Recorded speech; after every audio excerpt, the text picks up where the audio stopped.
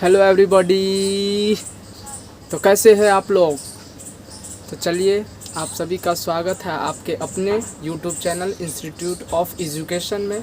मैं कन्हैया कुमार आप सभी का स्वागत करता हूं। देखिए, आज का जो हमारा स्ट्रेटजी है वो क्या है। 2022 यानी 2022 में सीबीएसई बोर्ड एग्ज़ाम वाले कैसे मैथ के पेपर में 100 आउट ऑफ 100 लाएं। ये मेरी छोटी सी क्या है स्ट्रेटजी है। अगर इसे आप अपने जीवन में उतार लो तो शायद आपको 100 आउट ऑफ 100 आ सकता है। हमारा स्ट्रेटजी यही है कि आप लोग शुरू से ही इस चीज़ को, इस कॉन्सेप्ट को फॉलो करते हुए चले, ताकि लास्ट में आपको जो है क्या करे, डिप्रेशन का शिकार ना होना पड़े। क्योंकि ज़्यादातर बच्चे क्या होते हैं, शुरुआती दौर में बहुत इंजॉयमेंट करने में लग जाते हैं और लास्ट का 2-3 महीना जो होता है उसमें वो चाहते हैं कि हम पढ़ के किसी तरह 90 प्लस, 95 प्लस, 100 प्लस इस तरह का नंबर उठा सकते हैं। लेकिन ऐसी कोई बात नहीं है। जब तक आप लोग स्टार्टिंग से ही अपना स्ट्रेटजी नहीं बनाओगे तब तक आप एक बेहतर मार्क्स नहीं उठा सकते हो, आप एक एवरेज मार्क्स उठा सकते हो। तो चलिए, कैसे कैसे हम मेथड बताते हैं मैथ में, कैसे शुरू से ही आपको 100 में 100 लाने का स्ट्रेटजी बताते हैं। पहला पॉइंट, आप लोग अगर अभी तक कहीं भी स्टडी नहीं कर रहे हो, चाहे ऑफलाइन हो या ऑनलाइन हो, तो आई रिक्वेस्ट फॉर यू, आप लोगों से मेरा रिक्वेस्ट है कि आप लोग कोचिंग ज्वाइन कर लीजिए, चाहे ऑफलाइन या ऑनलाइन। ठीक है। अब बात आता है सेकंड क्या, कि अब आप लोग स्टार्ट कर दीजिए पढ़ने के लिए, ताकि समय के साथ आपका सिलेबस कंप्लीट हो सके। फर्स्ट ऑफ ऑल, पहली बात हमारी यह है क्या, आपको सेलेक्ट जो करना है वो कौन कौन बुक सेलेक्ट करना है। क्योंकि शुरुआती दौर में बच्चा का माइंड यही कहता है कि हम कौन बुक से पढ़े। तो स्पेशल हम मैथ के लिए बात करेंगे तो मैथ में आपको कुछ नहीं अभी करना है, सिर्फ 2 बुक लेना है। ठीक है ना। ज़्यादा आपको हार्ड बुक नहीं लेना है, सिंपल बुक लेना है। फर्स्ट ऑफ ऑल, पहला बुक जो है वो NCERT और सेकंड जो है RS अग्रवाल लेना है। NCERT क्यों लेना है? क्योंकि NCERT बोर्ड का बुक है। ठीक है। और अगर आपका NCERT कंप्लीट हो जाता है तो समझिए कि आपका 60% मार्क्स आप कैप्चर कर लिए। दूसरी पॉइंट क्या है हमारा, 20% मार्क्स कहाँ से लाएं। तो चलिए हम बात करते हैं डिटेल में थोड़ा सा कि कैसे हम क्या क्या कर सकते हैं। सबसे पहला बात, तो टारगेट जो है हमारा 2022 में वो कितनी की टारगेट है भाई, तो एकदम उड़ा देना है। कितना? 100 आउट ऑफ 100 को ढक के उड़ा देना है। ठीक है ना। कहते हैं, छोटी सी पोयम है हरिवंश राय बच्चन जी की, अगर आप लोग वीक भी होंगे ना, तो अगर शुरू से अपने स्ट्रेटजी बना के चलेंगे तो आप लोग भी ला सकते हैं। क्योंकि कहा जाता है किसी के पास जुनून की कमी होती है, हिम्मत की कमी नहीं होती है। अगर इंसान चाह लेना तो पत्थर को भी पिघला सकता है।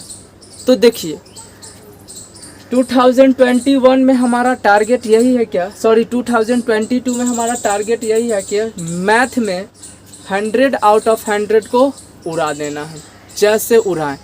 दूसरा स्टेप क्या करना है, स्ट्रेटजी हमको शुरू से ही बना के चलना है क्या, कि हमको दिमाग में ये गोल होना चाहिए सेट कि हमको 100 आउट ऑफ 100 लाना है तो लाना है। हम ये नहीं जानते हैं कि हम वीक है, स्ट्रॉन्ग है, क्या है, फ़र्क नहीं पड़ता है। बस दिमाग में यही चीज़ चलना चाहिए, नहीं हमको 100 ऑफ 100 लाना है।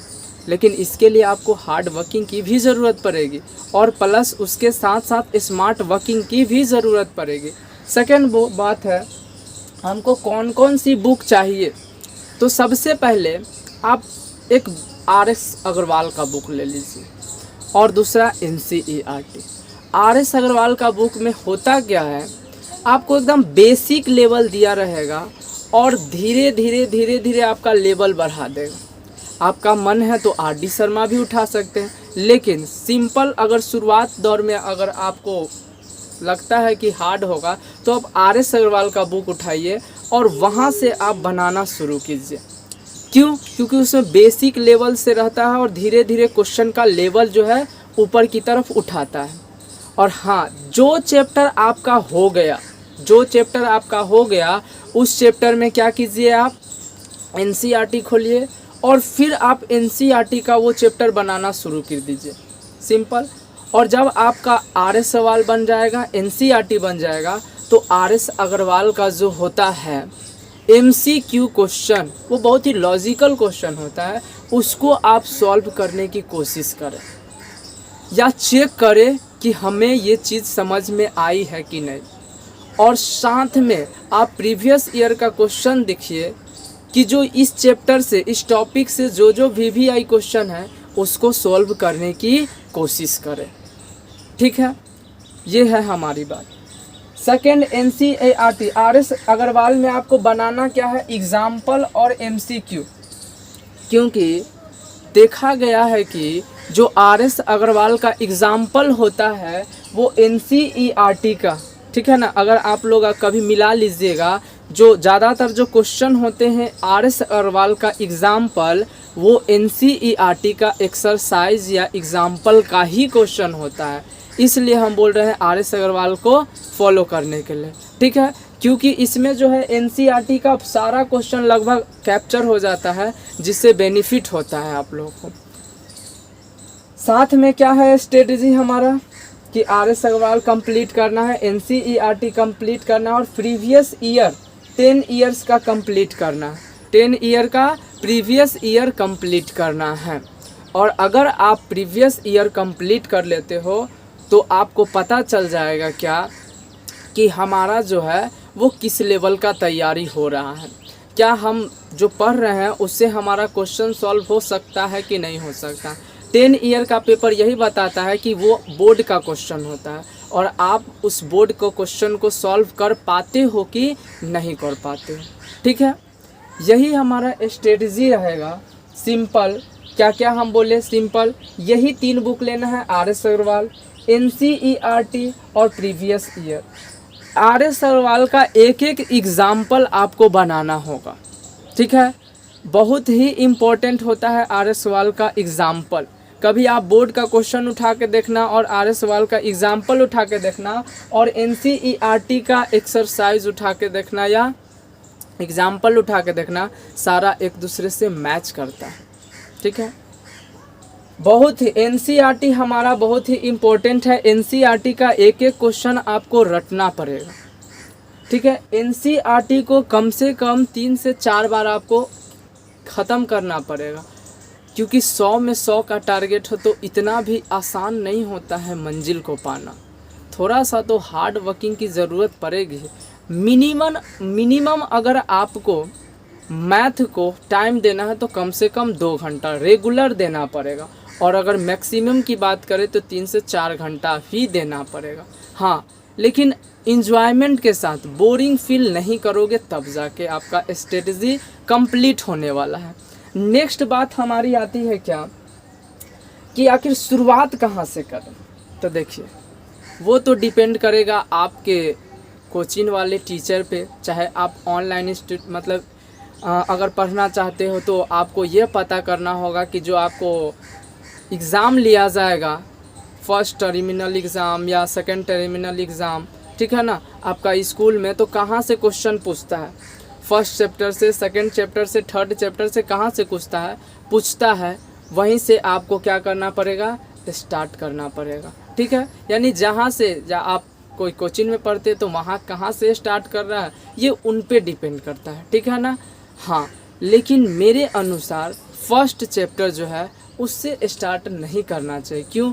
क्योंकि वो थोड़ा सा जो होता है ना, थ्योरम आ गया है, तो थ्योरम में थोड़ा सा क्या होता है, बच्चा को प्रॉब्लम हो जाता है। तो मेरी कोशिश यही है कि पहला स्टार्टिंग जो होना चाहिए वो ट्रिगो से होना चाहिए, क्योंकि ट्रिगो बहुत ही इंटरेस्टिंग चैप्टर है और मज़ा भी आता है, ठीक है। यही मेरा सजेशन था, बस इतना ही कहना था। हाँ, आर.एस. अग्रवाल का एमसीक्यू क्वेश्चन बहुत ज़रूरी है करना, ठीक है। उसका लेवल चेक करना बहुत ज़रूरी है। तो यही हमारा कुछ स्ट्रेटेजी था कि कैसे कैसे कौन कौन बुक हम पढ़े, ताकि हमारा, हाँ, शुरू से ही आपको हार्ड वर्किंग की ज़रूरत पड़ेगी। शुरू से ही आपको एक टारगेट फिक्स करके रखना होगा कि नहीं, हमें 1 मंथ में इतना टॉपिक कंप्लीट करना है तो करना है, चाहे जैसे पढ़े, फ़र्क नहीं, रात दिन पढ़े, 1 घंटा पढ़े, 2-2 घंटा करके पढ़े, जैसे पढ़े, आपको एक टारगेट सेट करना पड़ेगा कि इतने देर में, इतने दिनों में हमको इतना टॉपिक ख़त्म करना है तो करना है, चाहे जैसे ख़त्म करें, मुझे फ़र्क नहीं पड़ता है। ठीक है, अपने आप को रेगुलरिटी रखो, यानी अपने आप को कंटिन्यूअस करो, यानी कि डेली उस चीज़ को करने की कोशिश करो। ये नहीं आज की, ये छोड़ो ना, आज ही 4 चैप्टर ख़त्म कर लेते हैं, 10 दिन बैठ के आराम करेंगे, नहीं।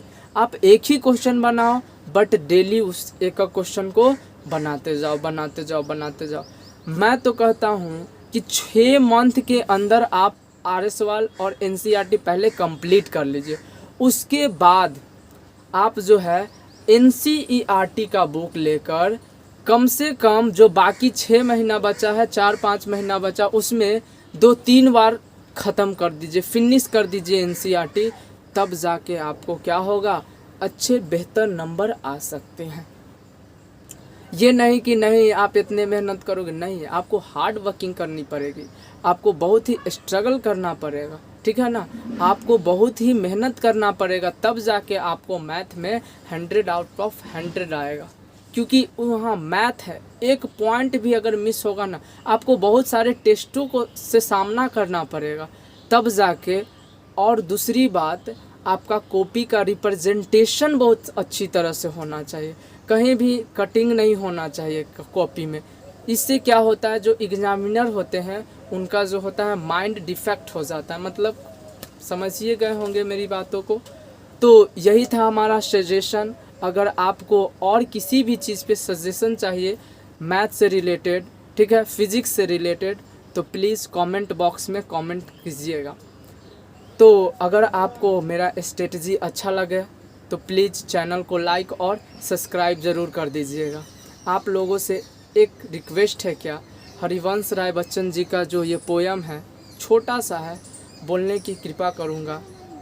कहते हैं क्या, कोशिश करने वालों की कभी हार नहीं होती, कोशिश करने वालों की कभी हार नहीं होती, लहरों से डरकर नौका पार नहीं होती, नन्ही चींटी जब दाना लेकर चलती है, चढ़ती दीवारों पर 100 बार फिसलती है। यानी कि आपके रास्ते में बहुत बड़े बड़े कठिनाइयाँ आएंगे, मगर उनसे डरना नहीं है, सामना करना है, क्योंकि जिस दिन आप कठिनाइयों से डर गए, आपकी मंजिल वहीं पे रुक जाएगी। इसीलिए लड़ते रहना है और 100 आउट ऑफ 100 को 4 के रख देना है। तो चलिए चलता हूँ, आप लोग अपना कीमती समय दिए, इसके लिए बहुत बहुत धन्यवाद। All the best for board exam.